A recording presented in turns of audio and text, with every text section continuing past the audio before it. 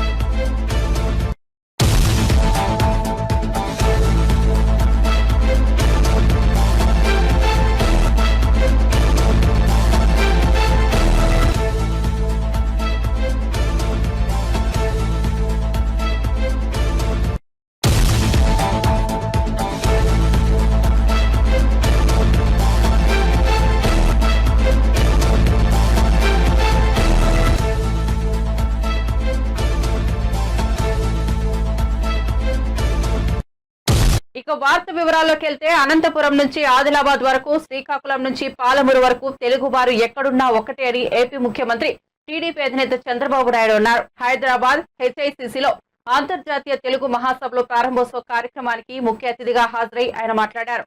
Brain drain brain gain అవుతుందని తాను ఆనాడే చెప్పానని, ఆ రోజు నేను చెప్పింది ఇవాళ నిజమైందన్నారు. ఈ ప్రాంతం గొప్ప ఐటీ సిటీగా మారుతుందని ఆనాడే ఊహించానని, విజన్ 2020 తయారు చేసుకుని ఆనాడు ముందుకు వెళ్దామన్నారు. తెలుగు వారు ఎక్కడ ఉన్నా పరస్పరం సహకరించుకోవాలని సూచించారు. ఏఐ డీప్ టెక్నాలజీని తెలుగు వాళ్ళు అందిపుచ్చుకోవాలన్నారు. చేయొచ్చు, ప్రపంచాన్ని శాసించే శక్తి ఉంటుందని చెప్పి ఎప్పుడో చెప్పాను. ఇప్పుడు ఇక్కడే ర్యాపిడో ఉన్నాడు. ఒక ఆలోచన, ఒక చిన్న ఆలోచన ఈరోజు కోటీశ్వరుడయ్యాడు. అంటే మోటార్ బైకులన్నీ కూడా, 2 వీలర్స్ అన్నీ యాప్లో తీసుకొచ్చి సర్వీస్ ప్రొవైడ్ చేశాడు, లీడర్షిప్ ప్రొవైడ్ చేస్తున్నాడు. బ్రహ్మాండంగా ముందుకు పోయే పరిస్థితికి వచ్చారు. ఇప్పుడే ఒక అమ్మాయి, సుందరని అమ్మాయి అయితే work from home, work stations, co working space. It is ఒక ఆలోచన తీసుకొని ఇప్పుడు 35,000 మందికి ఉద్యోగాలు ప్రొవైడ్ చేయగలిగింది. నేను మొన్న చెప్పాను, నువ్వు ఆంధ్రప్రదేశ్కి రావాల్సిన అవసరం ఉంది, జన్మభూమి రుణం తీర్చుకోవాల్సిన అవసరం ఉంది, మీరు ఎక్కడ పుట్టారో అక్కడ కూడా చేయాలని ఒక 5,000 మందికి ఉద్యోగాలు ఇచ్చేదానికి సిద్ధపడతా ఉంది కో వర్కింగ్ స్పేస్లో. అంటే ఈరోజు మనకు ఒక విషయం మీరు గుర్తుపెట్టుకోవాల్సిన అవసరం ఉంది. వర్చువల్ ఫిజికల్ వర్కింగ్ అనేది రియాలిటీ. ఫ్లెక్సిబుల్ వర్కింగ్ వచ్చేసింది. మీకు ఇష్టం వచ్చినప్పుడు మీరు పని చేయొచ్చు, నాకు అవసరమైతే నేను పని తీసుకుంటా. ఇంకొక పక్క ఫిజికల్గా చేయాలంటే ఒకప్పుడు రోజంతా పని చేసేవాళ్ళం, ఇప్పుడు అవర్లీ బేసిస్ వచ్చింది. డ్రైవర్ అవరా, 2 అవర్సా, లేకపోతే డ్రాప్ ఇవన్నీ వచ్చేసే పరిస్థితికి వచ్చాయి. ఇంకొక పక్క ఎలక్ట్రీషియన్ కానీ, ఫిట్టర్ కానీ, బ్లూ కాలర్డ్ ఎంప్లాయీస్ అంతా కూడా యాప్ చూసుకొని ఎవరికి అవసరమైతే పనిచేసే పరిస్థితికి వచ్చేసారు. ఇలాంటి వినూత్నమైన ఆలోచనలు వచ్చాయి. ఇంకా టెక్నాలజీలో ఇంకా అనేకమైన ఆలోచనలు వచ్చే పరిస్థితికి వస్తాయి. అందుకే నేను ఈ మహాసభ ద్వారా మిమ్మల్ని ఒకటి రిక్వెస్ట్ చేస్తున్నా. మనం నెంబర్ 1 అవుతాం, కోట్ల రూపాయలు సంపాదిస్తాం. కొంతమంది అయితే బిలియనర్ అంటే ఈజీగా చెప్పేస్తున్నారు. కొన్ని రోజులు పోయిన తర్వాత చాలా మంది మాట్లాడితే ఏం చేస్తున్నాం అంటే, అమెరికాకు పోయాను, కంపెనీలు పెట్టాను, చైన్ ఆఫ్ కంపెనీస్ పెట్టాను. ఈరోజు నెట్వర్క్ ఎంత ఉందంటే 2 బిలియన్ 3 బిలియన్ 5 బిలియన్ మాట్లాడే పరిస్థితికి వచ్చారు. అది గర్వకారణం. కానీ నేను ఒక పిలుపిస్తున్నాను, సమాజంలో భారతదేశంలో కానీ ఆంధ్రప్రదేశ్లో కానీ జీరో పావర్టీ మన లక్ష్యం కావాలి. మనకందరికీ సమాజం ఈ స్థాయి ఇచ్చింది. నేను రాజకీయాలు రావచ్చు, మీరు ఇండస్ట్రీలో ఉండొచ్చు, ఇంకొకరు ఒక అకాడమిషియన్గా ఉండొచ్చు, లేకుంటే ఎల్లా కృష్ణ గారికి కలిసి వచ్చి ప్రపంచానికి కోవిడ్ వ్యాక్సిన్ తయారు చేశాడు. అంటే దిస్ ఇస్ వన్ ఎగ్జాంపుల్. ఆ రోజు నేను బయోటెక్నాలజీ గురించి మాట్లాడితే నాకు ఒక ఎల్లా కృష్ణనే కనపడేవాడు. అప్పట్లో కంపెనీలు ఉండేటివి కాదు, 2-3 కంపెనీలే ఉండేటివి. అలాంటిది ఆ రోజుట్లో నేను బయోటెక్నాలజీ ఆలోచించి జనాం వ్యాలీ ప్రారంభిస్తే అందులో కంపెనీ పెట్టి ఈరోజు ప్రపంచానికి మన తెలుగు భాషను రక్షించుకోవాల్సిన బాధ్యత మనందరిపై ఉందని కేంద్ర మంత్రి బీజేపీ రాష్ట్ర అధ్యక్షుడు కిషన్ రెడ్డి అన్నారు.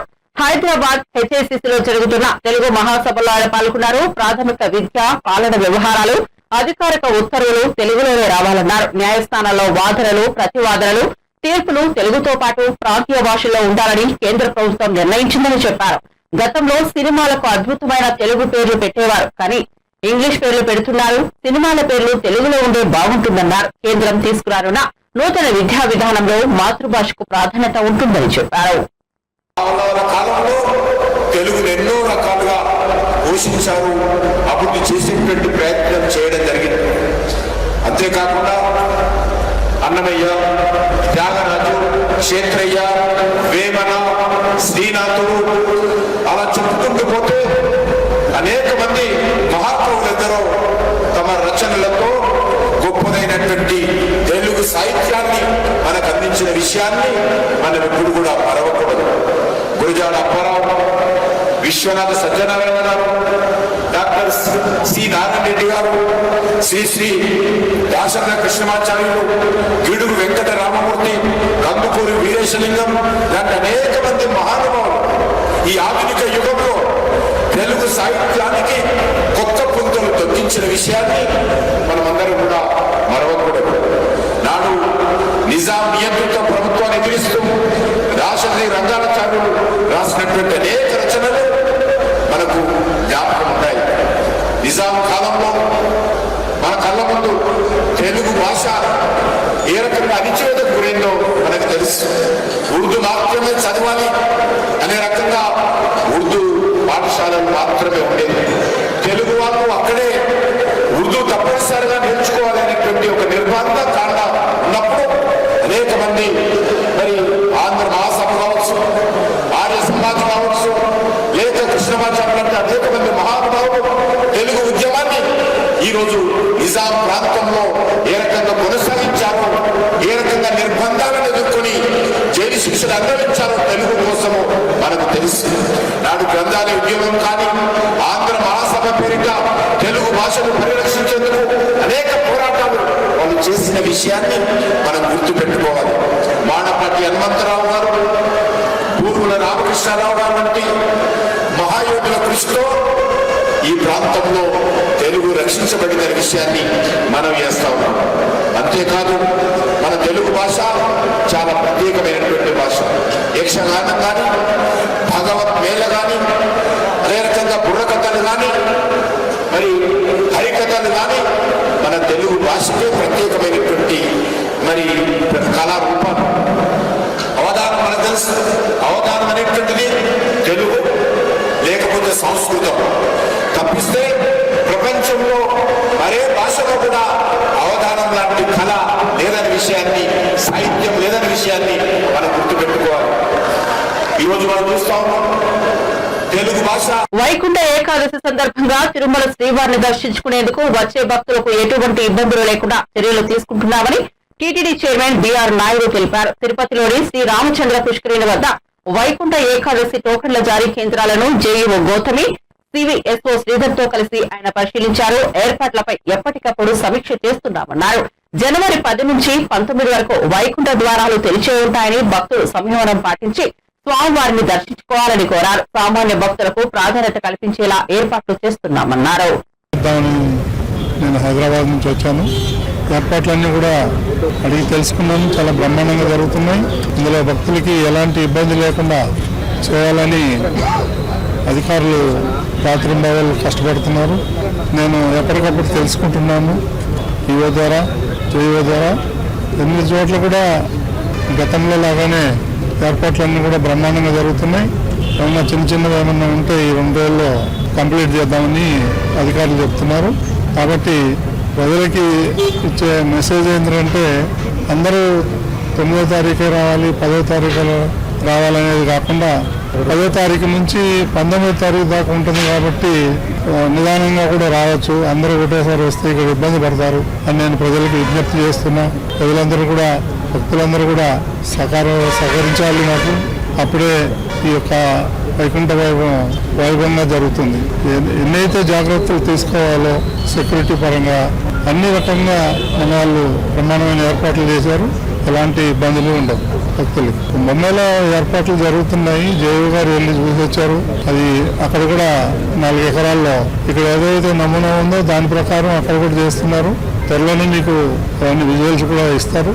అందులో ఎలాంటి ఇబ్బంది లేదు. అది గవర్నమెంట్ దగ్గర ఉంది, రావాలి. మనమైతే టీటీడీ అయితే లెటర్ రాసింది. అది టీటీడీ లెటర్ స్థలం కాదు, అది గవర్నమెంట్ది. టూరిజం డిపార్ట్మెంట్కి ఇచ్చారు. వాళ్ళ దగ్గర నుంచి టీటీడీ తీసుకోవాలని మనం లెటర్ రాసాము.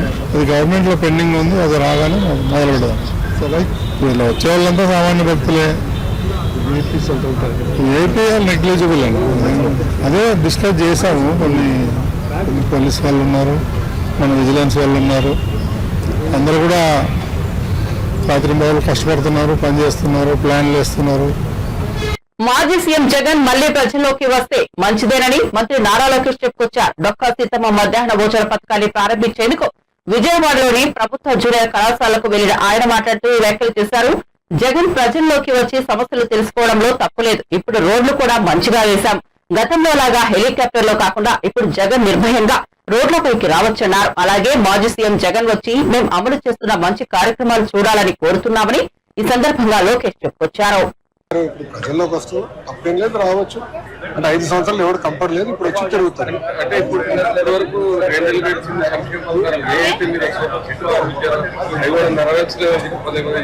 ఆల్రెడీ అయిపోయి 3 చేసాం, మిగతా కూడా చేస్తున్నాం. నాకు ఎలాంటి సందేహం లేదు. ఇవ్వని హామీలు కూడా నిలబెట్టుకుంటున్నాం కదా. మధ్యాహ్నం భోజనం ఇస్తామని మేము చెప్పలేదు, ఆయన నిలబెట్టుకుంటున్నాం కదా. ఇవ్వని హామీలు కూడా పద్ధతి ప్రకారం చేసుకుంటూ వెళ్తున్నాం. ఆయన ఇప్పుడు వస్తే మంచిదేలేండి, ఎందుకంటే రోడ్లన్నీ కూడా నీట్గా వేసాం. ఆయన హెలికాప్టర్లో కాకుండా రోడ్డు మార్గంలో ఎక్కడికైనా వెళ్ళొచ్చు. ఇప్పుడు రోడ్లు చాలా ఇంప్రూవ్ అయినాయి. ఇంకా చేయాల్సిన అంటే 100% అన్ని రోడ్లు బాగున్నాయి నేను అన్ను. ఇంకా ఇంప్రూవ్ చేయాల్సిన అవసరం ఉంది. ఎస్పెషల్లీ ఉభయ గోదావరి జిల్లాలో సీసీ రోడ్లు వేయాల్సిన అవసరం. అది కూడా పద్ధతి ప్రకారం చేసుకుంటూ వెళ్తాం. మేము చేసిన మంచి కార్యక్రమాలు ఆయన చూస్తారని ఆశిస్తాం. అంతేనా? ఓకే. సాక్షి రాలా టీవీ నైన్ ఉన్నాడు కదా. ఎవరు టీవీ నైన్ ఎక్కడబ్బా? No question sir. అట్లా చేయకూడదు అట్లా. ఓకేమా? Thank you madam. బాగున్నారా? చాలా రోజులు అయిపోయింది.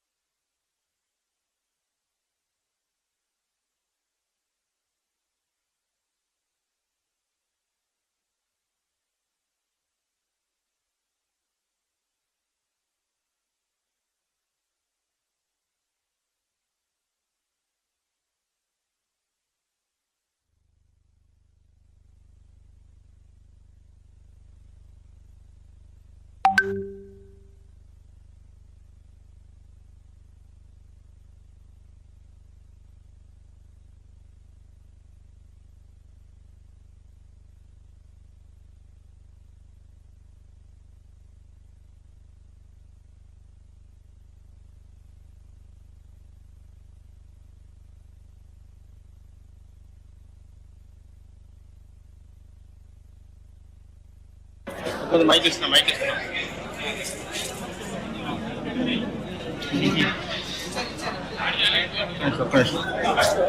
ఇస్తాం.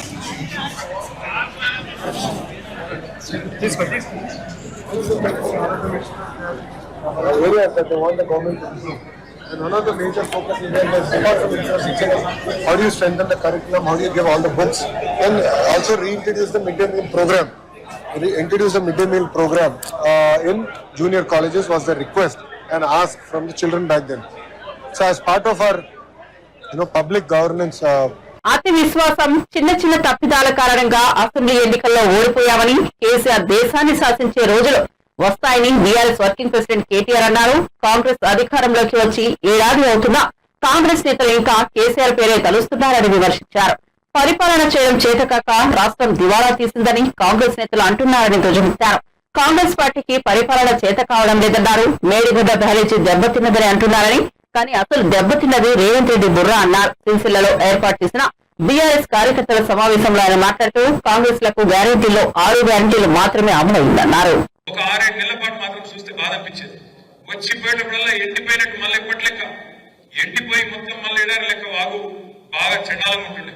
కానీ మళ్ళొక్కసారి నీళ్ళు వచ్చినాయంటే కేసీఆర్ పుణ్యం, కాళేశ్వరం పుణ్యం, సిరిసిల్ల ప్రాంతంలో రాజన్న సిరిసిల్ల జిల్లాలో ఇవాళ నీళ్లు దుంకుతున్నాయంటే ఖచ్చితంగా గోదావరి జలాలు ఇక్కడ దాకా వచ్చినాయంటే అది కాళేశ్వరం పుణ్యం. కానీ ఆ కాళేశ్వరాన్ని కూడా ఎన్ని రకాలుగా బదనాం చేసిన మీకు యాదుకున్నారు. కాళేశ్వరంలో 1,00,000 కోట్లు కొట్టుకుపోయినాయి. మేడిగడ్డలో బర్రె పడ్డది. బర్రె మేడిగడ్డ బరాజు పడలే, నీ పుర్రె పడ్డది. ఇలా పుర్రెలు చక్కగా లేవు. ఆ బర్రె పడ్డదని చెప్పి దానికి రాహుల్ గాంధీ తీసుకొచ్చి బర్రె చూడుని దానికి ఫోటోలు కొట్టేది అంతర్జాతీయ ఏదో అయిపోయింది. ఏమైంది మరి? ఆడ భూకంపం వచ్చినా తట్టుకున్నది కదా, కాళేశ్వరం బరాజు తట్టుకోలేదా? మొన్న భూకంపం వచ్చింది అక్కడ మేడిగడ్డ కాడ, ములుగు జిల్లాల కింద సమ్మక్క సారక్క బ్యారేజ్ కాడ భూకంపం వస్తే కూడా 5.3 రిక్టర్ స్కేల్ మీద నమోదైతే కూడా ఏం కాలేదు. 28 లక్షల క్యూసెక్ల వరద వస్తే కూడా మేడిగడ్డ బరాజ్ ఏం కాలేదు. నాకెందుకు అనుమానం ఉంది, పక్కా చెప్తున్నా, ఇదివరకు చెప్పినా మళ్ళీ చెప్తున్నా. ఆ రోజు కూడా ఏదో ఇల్లే చేసిండ్రు అందరూ. ఆ రోజు కూడా ఖచ్చితంగా దాన్ని ఏమో చేసిండ్రు. ఇలా కొంతమంది అక్కడోళ్ళు ఇక్కడోళ్ళు ఉన్నారు ఆ పార్టీలో. ఇప్పుడు కూడా ఎట్లనే చేసి కొట్టుకపోవాలని చూస్తారు. ఎట్లనే చేసి కొట్టుకుపోవాలి, కేసీఆర్ చెడ్డ పేరు రావాలి. మళ్ళీ లేకపోతే సంవత్సరం అయింది, ఎలక్షన్లను నడిచిపోయినాయి, చేయాల్సిన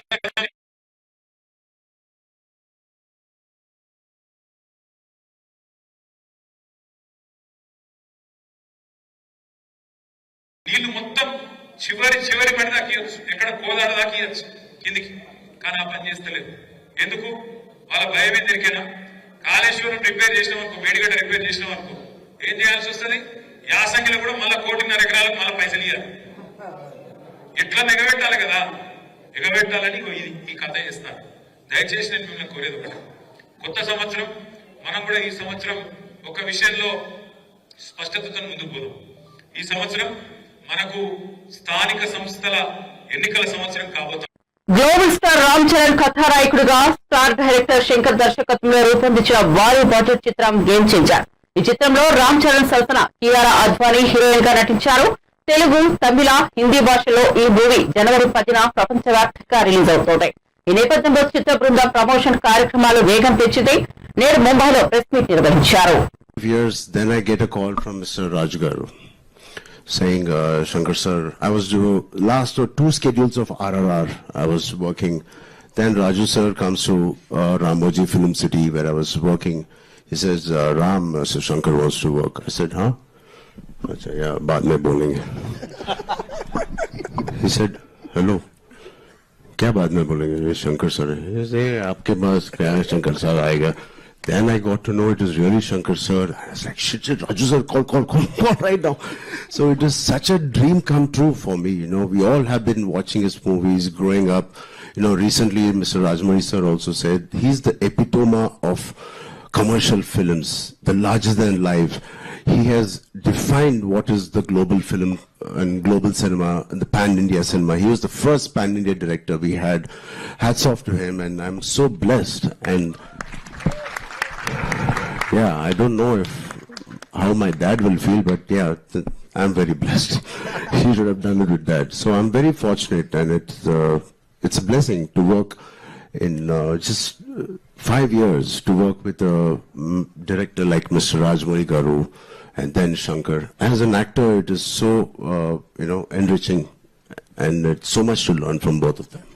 there's there's no comparison, of course. But both of them are like masters of their craft. But S.S. Rajamouli sir and S. Shankar sir. Sir, how do you see this thing? Ki, you were directed by Rajamouli sir and now Shankar sir. Kya difference hai? Thank God, difference. You didn't compare them. Not at all, sir. Not at all. So both of them are taskmasters. Both of them expect a lot from each and every person, and especially having such beautiful actors. He is one of the craziest person and the craziest actors I've met. He is. And he just said he saw the song and he saw Kiara and me. मैंने तो producer का ये देखा था उसमें.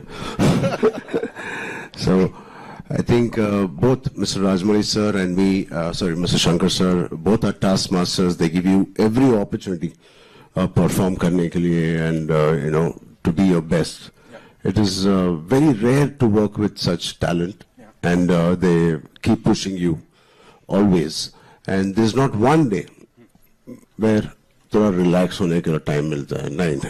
Every day, even if it's a single shot.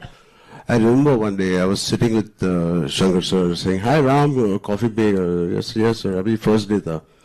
Then he was having a coffee, I was having a coffee, and suddenly he started looking not at me, at my hair. And he called assistant director. He said, "Idhar aao, wo iPad leke aao." And he's looking at the iPad and this thing. I said, then मेरे को मालूम पड़ गया, he's not talking to me. वो character के साथ बात कर रहा है, Ram Nanda. I said, "Idhar aao." And he started touching me. It is very intimidating when somebody touches you like this. I said, I can't say. He said, कुछ बदला क्या? क्योंकि iPad में जो आपको पिक्चर ने भेजा था वो कैरावन में exactly नहीं था. I said, I swear to God, it is only 5% difference from what he sent.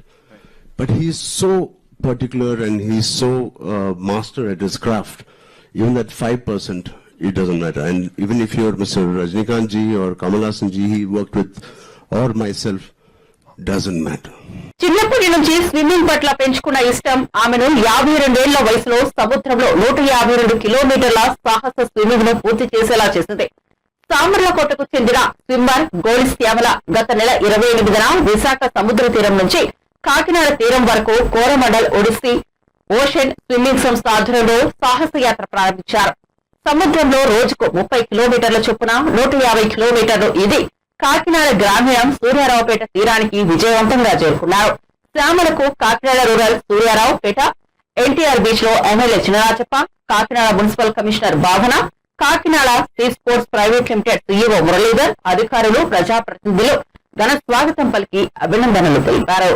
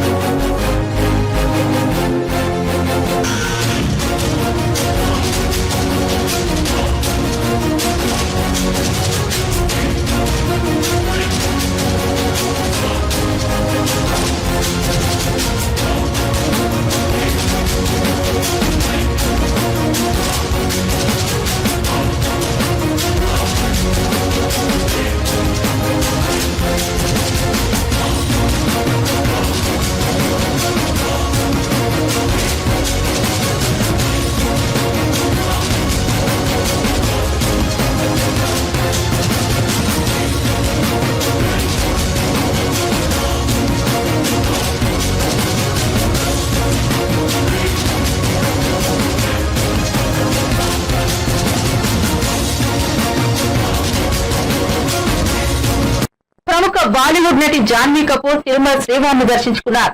శ్రీవారి మెట్ల మార్గం గుండా తిరుమల చేరుకున్న ఆమె వీఐపీ బ్రేక్ దర్శన సమయంలో స్వామివారిని దర్శించుకుని ప్రత్యేక పూజలో పాల్గొన్నారు. ఈ మేరకు ఆమెకు టీటీడీ అధికారులు అన్ని ఏర్పాట్లు చేశారు. దర్శనం పూర్తయిన వెంటనే రంగనాయకుల మండపం ఆవరణలో జాన్వీ కపూర్ కు ఆలయ వేద పండితులు ఆశీర్వచనం చేసి స్వామివారి తీర్థ ప్రసాదాలను అందజేశారు.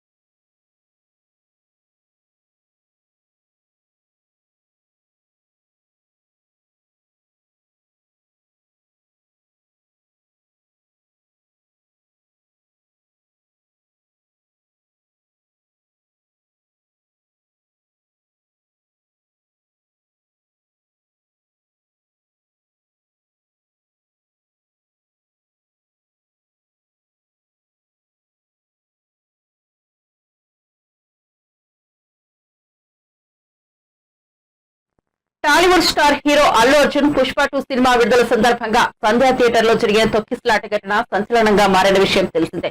అయితే ఈ ఘటనను సీరియస్ గా తీసుకున్న పోలీసులు ప్రభుత్వ బాధ్యులపై చర్యలు తీసుకున్నారు.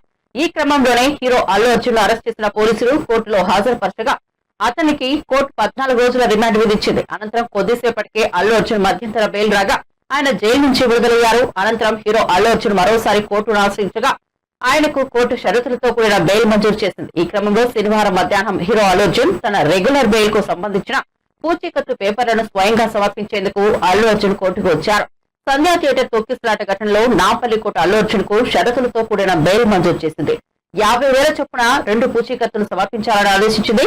సాక్షులను ప్రభావితం చేయవద్దని, కేసును ప్రభావితం చేసేలా మాట్లాడవద్దని స్పష్టం చేసింది. బులెటిన్ ముగించే ముందు హెడ్లైన్స్ మరోసారి చూద్దాం.